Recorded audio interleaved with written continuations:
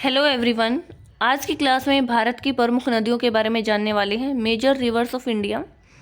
जब भी इंडिया की मेजर रिवर्स की बात आती है तो सबसे पहले नाम आता है हिमालय से निकलने वाली नदियों का। और हिमालय से निकलने वाली जो नदियां हैं उनमें से जो दो प्रमुख नदियां हैं वो हैं गंगा और ब्रह्मपुत्रा नदी। तो आज इन नदियों के बारे में हम पढ़ने वाले हैं। सबसे पहले देखिए, आप भारत के मैप में अच्छे से देख सकते हैं गंगा और ब्रह्मपुत्रा जो नदी है यहाँ पे मैंने आपको दिखाई हुई है। ये देखिए, अगर हम इसको बिल्कुल ध्यान से समझते हैं तो ये जो जगह है यहाँ से आप देख सकते हैं, यहाँ से दो नदियाँ निकलती हैं। ये कौन सी जगह है? ये है गंगोत्री हिमनद। उत्तराखंड में गंगोत्री हिमनद है। कुमाऊं क्षेत्र जो है उत्तराखंड का कुमाऊं क्षेत्र, वहाँ से निकलती है गंगा नदी। लेकिन जो गंगा है वो बाद में इसका नाम पड़ता है। पहले यह भागीरथी और अलकनंदा दो नामों से अलग अलग रिवर हैं जो कि आगे चल के एक साथ मिल जाती हैं और इनको क्या कहा जाता है? कॉमनली गंगा नदी कहा जाता है। इसके बाद इसकी और भी बहुत सारी नदियां हैं। सहायक नदियां जो हैं वो इसके साथ आके मिल जाती हैं। यहाँ से आप देख सकते हैं यमुना नदी जो है गंगा में आके मिल जाती है। कहाँ पे? इलाहाबाद में मिलती है। इधर आप देख सकते हैं चंबल नदी है, बेतवा है, सोन नदी है। इधर से आप देख सकते हैं जो हिमालय की तरफ से निकलने वाली नदियां हैं, ये जो नदियां हैं ये कहाँ से निकलती हैं? विंध्याचल पर्वत से निकलती हैं। और इधर कहाँ से निकलती हैं? हिमालय से निकलती हैं। तो ये शारदा, घग्गर, गंडक और कोसी, ये सारी नदियां कहाँ पे आके मिल जाती है? पटना के पास जो है किस में मिल जाती हैं? गंगा नदी में मिल जाती हैं। इधर से भी आप देख सकते हैं सोन नदी मिल जाती है। और आगे चल के ये जो गंगा नदी है यहाँ पे वेस्ट बंगाल में जो पहुँचती है, पश्चिमी बंगाल में जो पहुँचती है, तो इसकी दो अलग अलग शाखाएं हो जाती हैं। एक तो हो जाती है हुगली रिवर और दूसरी जो है पद्मा के नाम से जानी जाती है। देखिए, यहाँ पे जब शुरुआत हुई थी तो भी दो नदियाँ थी, बाद में जो है एक गंगा इसका नाम पड़ा था। देवप्रयाग पर ये आपस में मिलती हैं। इसके बाद इसमें बहुत सारी सहायक नदियां आकर मिलती हैं। इलाहाबाद में यमुना आकर मिलती है और यमुना के अंदर ही चंबल मिलती है और बेतवा मिलती है। फिर एक साथ वो कहाँ पे मिल जाती हैं? गंगा नदी में मिल जाती हैं। इसके बाद पटना में शारदा, घग्गर, गंडक और कोसी, ये सारी नदियाँ पटना के पास किस में मिल जाती हैं? गंगा नदी में मिल जाती हैं। इसके बाद जब ये वेस्ट बंगाल में पहुँचती है तो फिर दो ब्रांचेस में डिवाइड हो जाती है। एक तो हुगली रिवर और दूसरी जो है पद्मा। आगे चल के पद्मा जो है ब्रह्मपुत्रा के साथ मिल जाती है, वो आगे हम डिटेल में पढ़ेंगे। इसके बाद हम थोड़ा सा ब्रह्मपुत्रा रिवर के बारे में जान लेते हैं। ये देखिए, आप देख सकते हैं कि जो ब्रह्मपुत्रा रिवर है वो कहाँ से निकलती है? मानसरोवर झील से निकलती है। ठीक है। इसके बाद इसको तिब्बत में सांगपो के नाम से जाना जाता है और फिर दिहांग नाम से ये भारत में प्रवेश करती है अरुणाचल प्रदेश से। इसके बाद एक लोहित नदी है, लूनी नदी है, जो कि ब्रह्मपुत्रा में मिल जाती है। ये सारी चीज़ें आगे हम नेक्स्ट पेज में जो है डिटेल में पढ़ेंगे। ये हमने थोड़ी सी इन्फॉर्मेशन जो है इन दोनों रिवर्स के बारे में कलेक्ट की है। ये देखिए, जितनी भी नदियों के बारे में हमने पढ़ा उनके उद्गम स्थल एक बार डिस्कस कर लेते हैं। गंगा का हमने अभी पढ़ा था, गंगोत्री हिमनद से निकलती है। यमुना कहाँ से निकलती है? यमुनोत्री हिमनद से। उत्तराखंड से निकलती हैं दोनों की दोनों नदियाँ। चंबल जानापाव की पहाड़ियाँ मध्य प्रदेश से निकलती हैं। बेतवा विंध्याचल पर्वत से निकलती है मध्य प्रदेश के रायसेन जिले से। सोन कहाँ से निकलती है? अमरकंटक से निकलती है। घग्गर शिवालिक की पहाड़ियों से निकलती है। हरियाणा और जो हिमाचल है उसकी सीमा के पास चंडीगढ़ से थोड़ा सा इधर जाके जो है घग्गर नदी निकलती है। गंडक हिमालय से निकलती है। कोसी भी हिमालय से निकलती है, नेपाल से। ब्रह्मपुत्रा मानसरोवर झील से निकलती है और शारदा जो है हिमालय से निकलती है उत्तराखंड के कुमाऊं क्षेत्र से। अभी देखिए, गंगा की हमने बात की थी। गंगा जो है गंगोत्री से शुरू होती है। ठीक है, जो गंगोत्री हिमनद है वहाँ से गंगा की शुरुआत होती है। इसके बाद उसको जानवी नाम से जाना जाता है। ठीक है, जब गंगोत्री हिमनद से गंगा निकलती है तो उसको किस नाम से जाना जाता है? जानवी नाम से जाना जाता है। इसके बाद भीमांगना एक और नदी है जो कि किस में आके मिल जाती है? गंगा में आके मिल जाती है। मतलब यहाँ अभी तक गंगा का नाम गंगा नहीं पड़ा है, पहले इसको जानवी के नाम से जाना जाता है। उसके बाद इसको थोड़ी दूर जाने पर भागीरथी के नाम से जाना जाता है। ये यहाँ पर जो आप जगह देख रही हैं ये है गौमुख। ठीक है, गौमुख के बाद इसको भागीरथी के नाम से जाना जाता है और गौमुख से पहले इसको किस नाम से जाना जाता है? इसको जानवी के नाम से जाना जाता है। इसके बाद गौमुख के आगे भागीरथी रिवर कहा जाएगा और यहाँ से भीमांगना जो नदी है वो आके भागीरथी के साथ मिल जाएगी। और यहीं पर एक बांध बना हुआ है, ये आप देख सकते हैं। यहाँ पर जब ये दोनों नदियाँ मिलती हैं तो यहाँ पे एक बांध बना हुआ है। वो बांध कौन सा है? टिहरी बांध, जो कि भारत का सबसे ऊंचा बांध है, टिहरी बांध। ठीक है, कहाँ पर बना हुआ है? जहाँ पर भागीरथी और भीमांगना नदी मिलती हैं। यानी कि इसको वैसे तो गंगा ही कहा जाता है, लेकिन यहाँ तक अभी तक इसका नाम गंगा नहीं पड़ा है। कौन सी नदी पर बना हुआ है? भागीरथी रिवर पर बना हुआ है।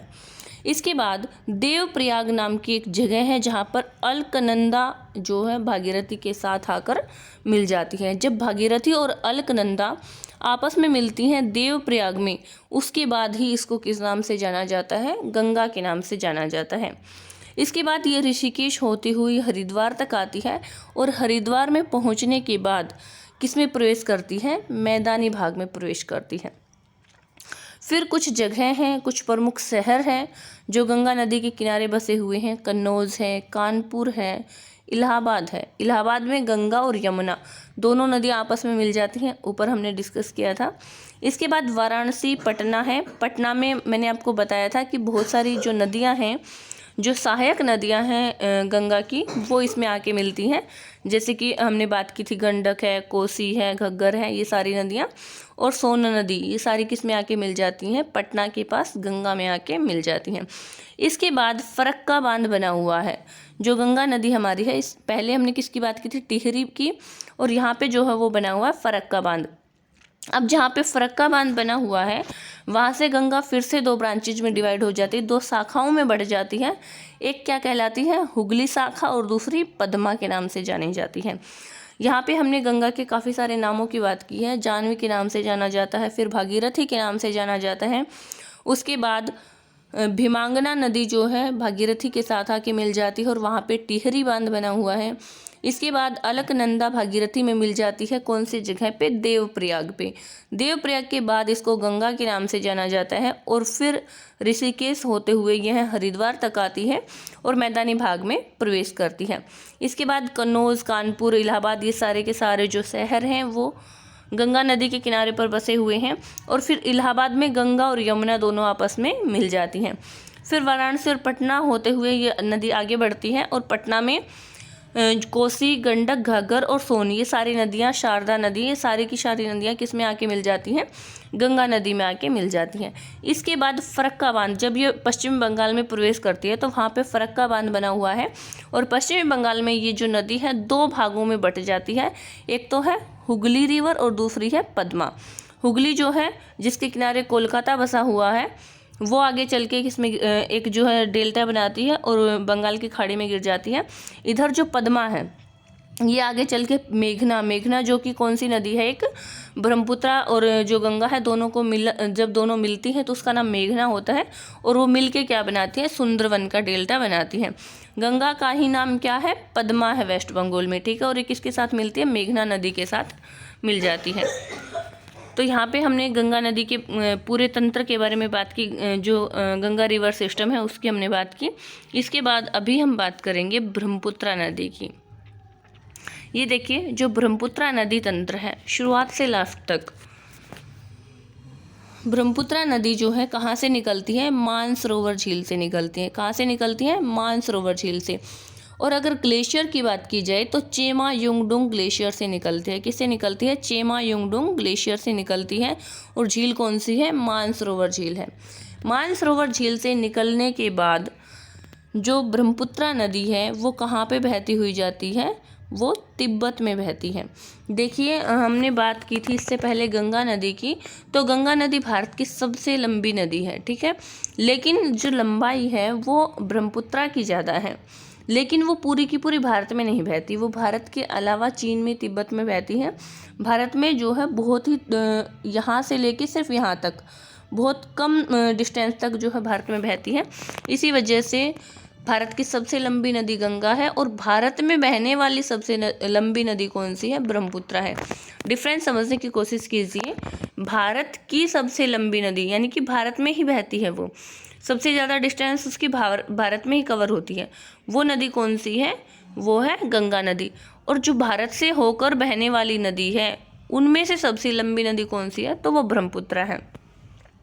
भारत की सबसे लंबी नदी गंगा की अगर हम बात करते हैं तो वो 2525 किलोमीटर है। ठीक है, 2525 किलोमीटर की डिस्टेंस कवर करती है। गंगा की लंबाई कितनी है, 2525 किलोमीटर, और भारत की सबसे लंबी नदी है। अब हम वापस आ जाते हैं ब्रह्मपुत्र नदी तंत्र पर। तो मानसरोवर झील से निकलते हुए जब ब्रह्मपुत्र नदी आगे बढ़ती है तो यहाँ पे इसका नाम होता है सांगपो। क्या नाम होता है, सांगपो नाम से इसको जाना जाता है। इसके बाद इसको यारलुंग सांगपो कहा जाता है। आगे चल के जब ये नदी चीन में पहुंचती है तो इसको अलग नाम से जाना जाता है। चीन में इसको कहा जाता है यरलुंग जांगवो, तिब्बत में इसको सांगपो कहा जाता है, यारलुंग सांगपो कहा जाता है, और चीन में इसको क्या कहा जाता है, यरलुंग जांगबो। अब हम बात करते हैं भारत की। जब ये भारत में प्रवेश करती है तो भारत में ये नामचा बरवा की पहाड़ियाँ हैं यहाँ पे। ठीक है, ये क्या है, नामचा बरवा पहाड़ियाँ, और इन्हीं पहाड़ियों के कारण ये जो ब्रह्मपुत्र नदी है इसको इधर से घूम के भारत में प्रवेश करना पड़ता है, नहीं तो ये यहाँ से सीधी भी आ सकती थी ऐसे। ठीक है, लेकिन इन्हीं पहाड़ियों के कारण इसको घूम के आना पड़ता है। तो इस टाइप से भी क्वेश्चन बन सकता है कि कौन सी पहाड़ियाँ हैं जिनकी वजह से ब्रह्मपुत्र नदी को यू शेप में ऐसे घूम के आना पड़ता है, तो वो कौन सी है, नामचा बरवा पहाड़ियाँ। अब नामचा बरवा जो पहाड़ियाँ हैं वहीं से ये जो नदी है ब्रह्मपुत्र नदी भारत में प्रवेश करती है, और यहाँ पे एक दर्रा है, यांगयाब दर्रा। ठीक है, कौन सा दर्रा है, यांगयाब दर्रा है, उसी से ये भारत में प्रवेश करती है, और यहाँ पे इसको कहा जाता है दिहांग। ठीक है, भारत में अरुणाचल प्रदेश में जो ब्रह्मपुत्र नदी है उसको किस नाम से जाना जाता है, दिहांग के नाम से जाना जाता है। इसके बाद सादिया नामक जगह से यह असम में प्रवेश करती है, और धुबरी तक ये कहाँ पे रहती है, असम में। ये इसका यहाँ पे लास्ट पॉइंट है असम में, और यहाँ से स्टार्टिंग पॉइंट है। सादिया से धुबरी जो है ये एक वाटरवे भी है, काफ़ी अच्छा वाटरवे है जहाँ से वाटर ट्रांसपोर्टेशन होता है। तो सादिया से धुबरी असम में प्रवेश करती है, सादिया से, और धुबरी तक जो है, धुबरी के बाद असम से ये किस में प्रवेश कर जाती है, वेस्ट बंगाल में प्रवेश कर जाती है। तो सादिया से धुबरी एक बहुत अच्छा वाटरवे भी है, और इसी बीच ये काफ़ी सारे द्वीप बनाती है, और उन्हीं द्वीपों में से एक द्वीप है माजुली द्वीप। ये एक अकेला ऐसा द्वीप है जो किसी नदी के बीच में, देखिए आप सबने सुना होगा कि आइलैंड्स होते हैं, द्वीप होते हैं, जैसे कि ग्रीनलैंड है, सबसे बड़ा आइलैंड है। ठीक है, वो क्या होते हैं, ओशंस के बीच में होते हैं, लेकिन ये पहला ऐसा द्वीप है जो नदी के बीच में है, तो इसीलिए विश्व का सबसे बड़ा नदी द्वीप है। ठीक है, विश्व का सबसे बड़ा नदी द्वीप कौन सा है, माजुली द्वीप है, जो कि कहाँ पे है, असम के अंदर है, ब्रह्मपुत्र रिवर में। इसके बाद इधर हम बात करते हैं इसकी सहायक नदियों की। तो इसकी दो सहायक नदियां हैं, एक तो दिवांग है और एक है लोहित नदी। दो सहायक नदियां हैं। दिवांग, जिसको सिकांग भी कहा जाता है, ये कहाँ से निकलती है, मिसमी की पहाड़ियों से निकलती है। कहाँ से निकलती है, मिसमी की पहाड़ियों से निकलती है, आंध्र प्रदेश से। लोहित नदी की अगर बात करें तो लोहित नदी जो है जयाल घू ग्लेशियर से निकलती है, जयाल घू ग्लेशियर से निकलती है आंध्र प्रदेश से लोहित नदी, जो कि सादिया से आगे जाके किस में मिल जाती है, ब्रह्मपुत्र नदी में मिल जाती है। इसके बाद हम बात करते हैं इधर से मिलने वाली नदियों की, जो कि संकोश और मानस दो नदियां हैं। ये जो संकोश और मानस नदियां हैं ये कहाँ से निकलती हैं, भूटान से निकलती हैं, और माजुली द्वीप से आगे जाके किस में मिल जाती हैं, ब्रह्मपुत्र में मिल जाती हैं। इसके बाद सिक्किम से दो नदियाँ निकलती हैं, रंगित और तिस्ता नदी। जो तिस्ता नदी है वो कहाँ से निकलती है, सिक्किम से चोलामू झील से निकलती है। ठीक है, सिक्किम जो है भारत की सबसे बड़ी, सिक्किम में जो चोलामू झील है भारत की सबसे बड़ी झील है। तो चोलामू झील से कौन सी नदी निकलती है, तिस्ता नदी निकलती है, और तिस्ता के अंदर ही जो है रंगित नदी आके मिलती है, और फिर तिस्ता वेस्ट बंगाल के अंदर आने के बाद किस में मिल जाती है, ब्रह्मपुत्र में मिल जाती है। अब देखिए हमने बात की थी कि ब्रह्मपुत्र नदी इसको कहाँ पे कहा जाता है, क्योंकि अरुणाचल प्रदेश में जब ये भारत में प्रवेश करते हैं तब तो इसको दिहांग कहा जाता है। अब देखिए जब सादिया से धुबरी तक जो नदी है ना, सादिया से लेके धुबरी तक के बीच में जो नदी बहती है वो कहलाती है ब्रह्मपुत्र। ठीक है, यानी कि असम में इसको ब्रह्मपुत्र कहा जाता है, और असम के बाद जब ये वेस्ट बंगाल में आती है तो इसको कहा जाता है जमुना। ठीक है, क्या कहा जाता है, जमुना नदी कहा जाता है। इसके बाद जो जमुना नदी है उसी के साथ आके मिल जाती है पद्मा। हमने गंगा नदी तंत्र पढ़ा था कि पद्मा नदी किसका ही दूसरा नाम है, गंगा का ही। वेस्ट बंगाल में गंगा को ही क्या कहा जाता है, पद्मा कहा जाता है। फिर गंगा जो है वो जमुना यानी कि ब्रह्मपुत्रा में आके मिल जाती है और इसके बाद इसको क्या कहा जाता है, जमुना ही कहा जाएगा, पद्मा कहा जाएगा। जमुना और पद्मा को मिलने के बाद यहाँ पे क्या कहा जाएगा, पद्मा कहा जाएगा। इसके बाद एक और नदी आती है जिसका उद्गम स्थल है माउंट जेपोब। नागालैंड के अंदर एक और नदी का उद्गम होता है माउंट जेपोब। जो माउंट जेपोब है उस से एक नदी निकलती है बराक नदी। इस माउंट से बराक नदी निकलती है और बराक नदी आगे चल के क्या कहलाती है, मेघना। शुरुआत में इसका नाम बराक होता है, आगे चल के इसका नाम क्या पड़ जाता है, मेघना। और जब मेघना और पद्मा आपस में मिलती हैं तो इन दोनों के मिले हुए ब्रांच को, मिली हुई नदी शाखा को भी मेघना ही कहा जाता है। और ये मेघना के रूप में ही किस में गिर जाती है, बंगाल की खाड़ी में गिर जाती है। और बंगाल की खाड़ी में गिरने से पहले किसका निर्माण करती है, सुंदरवन के डेल्टा का निर्माण करती है, जो कि भारत का सबसे बड़ा नदी डेल्टा है। एक बार फिर से जल्दी से इसका फटाफट रिवीजन कर लेते हैं ब्रह्मपुत्रा नदी तंत्र का। देखिए ब्रह्मपुत्रा नदी कहाँ से निकलती है, मानसरोवर झील से या फिर चेमायुंग डुंग ग्लेशियर से निकलती है। इसके बाद तिब्बत में इसको सांगपो कहा जाता है, यारलुंग सांगपो कहा जाता है। चीन में इसको यरलुंग जंगबो के नाम से जाना जाता है। और नामचा बरवा की जो पहाड़ियाँ हैं वहाँ से ये भारत में प्रवेश करती है, अरुणाचल प्रदेश के यांगयाब दर्रे से। यहाँ पे इसको दिहांग के नाम से जाना जाता है। और फिर सादिया से जो धुबरी है, सादिया धुबरी मार्ग जो है एक प्रमुख वाटरवे भी है, एक प्रमुख जल मार्ग है भारत का। नदी जल मार्ग की अगर बात करते हैं तो यहाँ से सादिया से धुबरी के बीच में असम में इसको ब्रह्मपुत्र के नाम से जाना जाता है। और इसी के बीच में इसमें काफ़ी सारे द्वीप पाए जाते हैं और उन्हीं द्वीपों में से एक है माजुली द्वीप, जो कि विश्व का सबसे बड़ा नदी द्वीप है। इसके बाद जो है इसकी कई सारी सहायक नदियां हैं, जिनमें कि दिवांग, सिगांग, लोहित नदी इसकी प्रमुख सहायक नदियां हैं। लोहित नदी जयालगू ग्लेशियर आंध्र प्रदेश से निकलती हैं। इसके बाद संकोस और मानस जो है भूटान से निकलने वाली दो नदियां हैं, जो कि ब्रह्मपुत्रा में मिल जाती हैं। इधर सिक्किम की चोलामू झील से एक नदी निकलती है जिसका नाम है तिस्ता नदी, और तिस्ता की ही सहायक नदी है रंगित नदी। ये आगे किस में मिल जाती है, पश्चिमी बंगाल में ब्रह्मपुत्रा में मिल जाती है। और इसको किस नाम से जाना जाता है, जमुना के नाम से। फिर जमुना और पद्मा, पद्मा गंगा का ही एक नाम है, जमुना और पद्मा आपस में मिल जाती हैं। इधर से जो है मेघना नदी इसमें आके मिलती है, जो कि माउंट जेपोब नागालैंड से निकलती है और इसको कॉमनली क्या कहा जाता है, मेघना कहा जाता है। अब मेघना नदी के रूप में ही जो ब्रह्मपुत्रा नदी है वो किस में गिर जाती है, बंगाल की खाड़ी में गिर जाती है और गिरने से पहले सुंदरवन के डेल्टा का निर्माण करती है। इसी तरीके से एक बार हम जो गंगा नदी तंत्र है उसका भी रिवीजन कर लेते हैं। गंगोत्री हिमनद से गंगा निकलती है, इसको उस टाइम पे जानवी के नाम से जाना जाता है। गोमुख से आगे इसको भागीरथी कहा जाता है। फिर भीमांगना नदी जहाँ पे इसमें आके मिलती है वहाँ पे टिहरी बांध बनाया गया है। तो टिहरी बांध कौन सी नदी पे बनाया गया है, भागीरथी पे बनाया गया है। और टिहरी बांध भारत का सबसे अधिक ऊंचाई पर स्थित बांध है।